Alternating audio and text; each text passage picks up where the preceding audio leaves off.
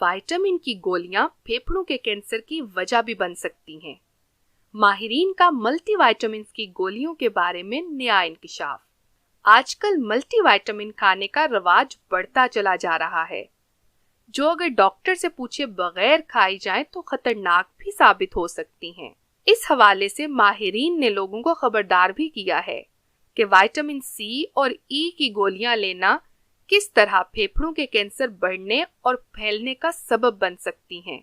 Swedish साइंसदानों की चूहों पर की गई तहकीक से ये बात सामने आई है कि पहले से कैंसर में मुब्तला अफराद को ग़िज़ा में किसी किस्म की तब्दीली से गुरेज करना चाहिए, जबकि विटामिन सी और ई से भरपूर सेहतमंद ग़िज़ा के अलावा सप्लीमेंट का लेना कैंसर का मर्ज फैलने का सबब भी बन सकता है।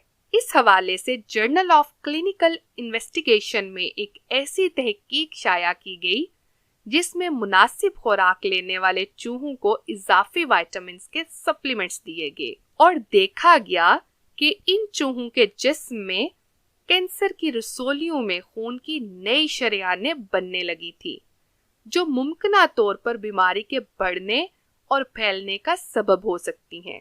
तहकीक करने वाले तिब्बी माहिर डॉक्टर मार्टिन बर्गो ने इस हवाले से बताया कि आजकल लोगों में विटामिन सप्लीमेंट्स लेने का रवाज भी बढ़ गया है और कुछ लोग सेहतमंद खुराक के बावजूद इजाफी सप्लीमेंट्स लेते हैं, जो गलत तरीकाकार है।